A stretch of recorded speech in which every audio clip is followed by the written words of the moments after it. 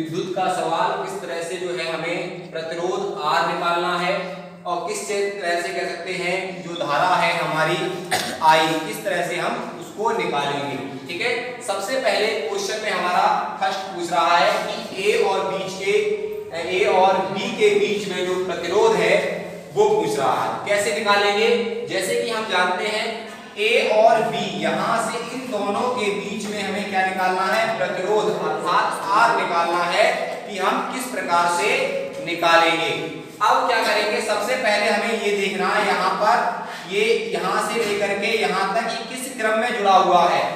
यहाँ पर यहाँ प्रारंभ आप करते हैं तो 2 ओम का यहाँ पर है, 2 ओम का यहाँ पर है, तो ये दोनों ये जो है वो श्रेणी क्रम में है। किस क्रम में है, श्रेणी क्रम में है। और ये जो नीचे भी है इसी टाइप से ये भी जो है श्रेणी क्रम में है। तो हम इसको मान लेते हैं R1, इसको मानेंगे R2, इसको मानेंगे R3 और इसको मानेंगे R4 और इसे मान लेंगे हम R5। ठीक है ना।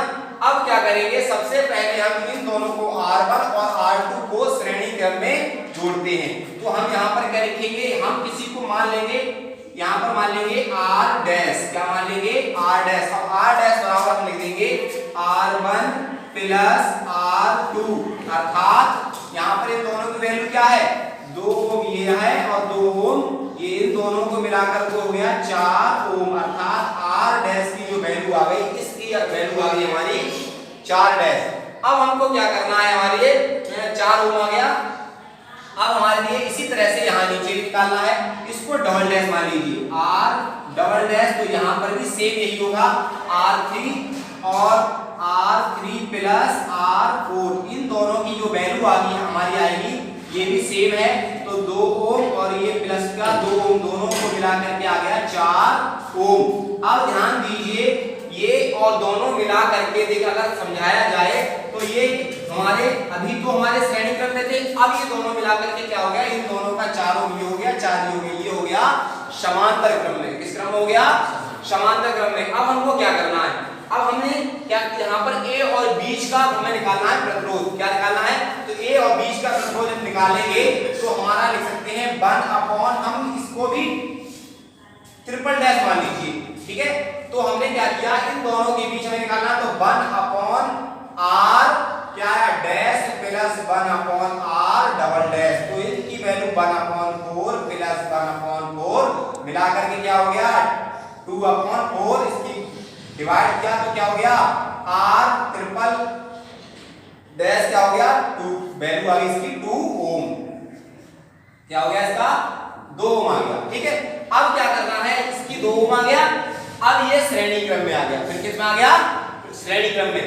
इसका तो अगर देखा जाए इन दोनों का जो प्रतिरोध पूछा था पार्ट 1 का आंसर हमारा यही आ जाएगा। अगर पार्ट 1 की दृष्टि से देखा जाएगा तो इसका आंसर हमारा आ जाएगा। दूसरा क्या है हमारा A और B के बीच जो पूछ रहा है विभवांतर अर्थात B पूछ रहा है, उसके लिए हमें I चाहिए। अब I कैसे निकालेंगे, जब हम सबका निकाल लेंगे तब हमें जो है I निकल के आएगा। कैसे आएगा, ध्यान दीजिए। अब हमारा एक आ गया, अब इसका हम टोटल अगर देखा जाएगा तो कुल प्रतिरोध कितना हो जाएगा हमारा, हम क्या करेंगे, कुल प्रतिरोध जो आ जाएगा हमारा, देखिए ये R ट्रिपल डैश क्या आ गया हमारा 2 ओम और ये आ गया R5 हमारा दिया 3 ओम, तो टोटल हो जाएगा हमारा, यहाँ ये भी लिख सकते हैं हम R triple dash plus R5, क्योंकि ये हमारे श्रेणी क्रम में बन जाएंगे। ठीक है, तो इसके लिए इस तरह से लिखेंगे, तो हम क्या लगाएंगे यहाँ पर 2 ओम प्लस 3 ओम मिला करके हो गया 5 ओम। ये हमारा कुल प्रतिरोध R बराबर जो आ गया कितना आ गया, R बराबर हमारा 5 ओम आ गया। कितना आ गया 5 ओम। अब हमको धारा निकालनी I निकालेंगे। जब I निकल के आ जाएगा तो I हम अलग अलग इनकी सबकी, अगर हम चाहेंगे विभवांतर इसका लगाना, A और B का विभवांतर चाहेंगे तो A और B का विभवांतर मिल जाएगा हमारे लिए। और अगर हम पूछेंगे केवल इस 3 ओम का भी जो विभवांतर पूछेगा उसका भी निकल आएगा। प्रत्येक का अलग अलग हम निकालना चाहेंगे तो अलग अलग निकल के आ जाएगा। अब हम सबसे मान लीजिए पूरा कर गया 5 ओम आ गया। ठीक, अब 5 ओम आ गया, अब हमको क्या करना है, I निकालना है। तो हमारा सूत्र होता है B बराबर IR। क्या होता है, B बराबर होता है IR, और हमें चाहिए वैल्यू इसकी I की, तो I बराबर हो जाएगा B/R।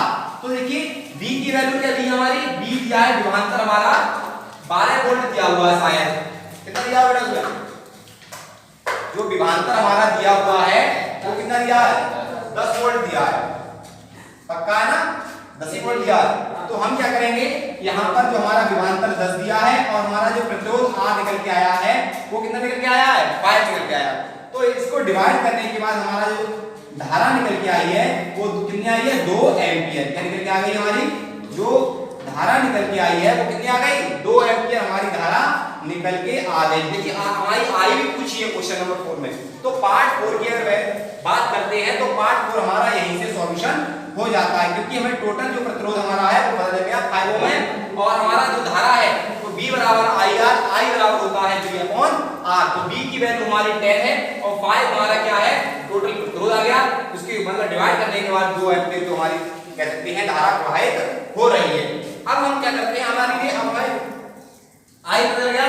तो देखो सेकंड पार्ट और थर्ड पार्ट अब ये सॉल्यूशन हो सकता है। A और B के बीच विभवांतर अगर देखा जाए तो A और B के बीच जो हमारा प्रतिरोध आया है वो कितना आया था, वो देखते हैं सबसे पहले। A और B के बीच, केवल इसके बीच की बात करते हैं तो हमारा आया था 2 ओम आया। कितना आया था, 2। A और B के बीच में जो हमारा कह सकते हैं प्रतिरोध आ रहा है वो कितना आ रहा था, केवल कह सकते हैं A और बीच के बीच में आ रहा है तो 2 ओम आ रहा है, ठीक है। 2 ओम को फिर हम क्या करना है, विभवांतर। तो हमारा विभवांतर बराबर पार्ट सेकंड का जो हम विभवांतर निकालेंगे वो क्या निकालेंगे, B बराबर सूत्र होता है IR, ठीक। हमें वैल्यू किसकी चाहिए, विभवांतर चाहिए, तो B चाहिए। अब हमारे I की वैल्यू कितनी दी है, 2 एम्पियर, और हमारा ओम कितना दिया है, ओम हमारा R दिया है 2 ओम, तो कितना आ गया, 4 एम्पियर, सॉरी 4 वोल्ट। क्या गया इसमें, 4 वोल्ट आ गया।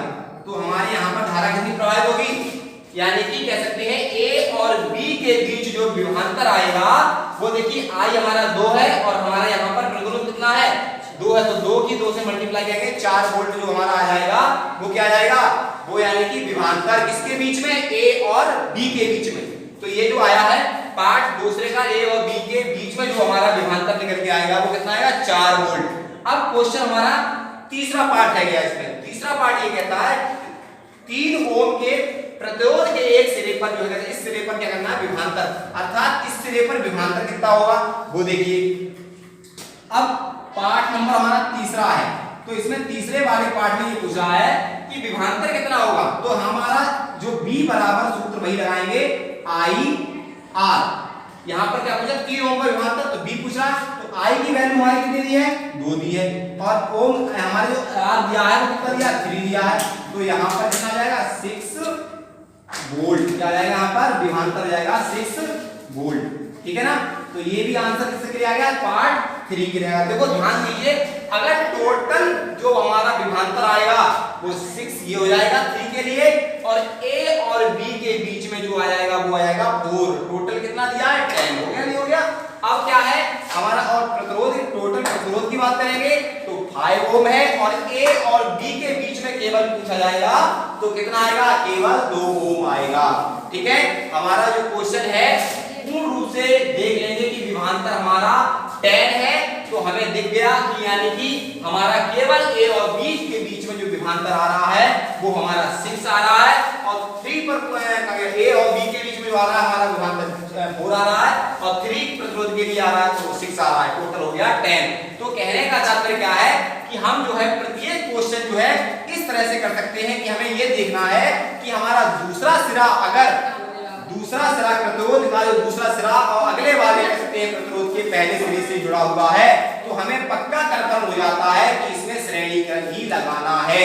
और यदि आपको जो देखिए यहाँ पर ये श्रेणी क्रम में किया, ये भी श्रेणी क्रम में किया, उसके बाद समांतर क्रम, यहीं पर सवाल का मोड़ है। ये बहुत ही क्वेश्चन हमारे लिए परीक्षा के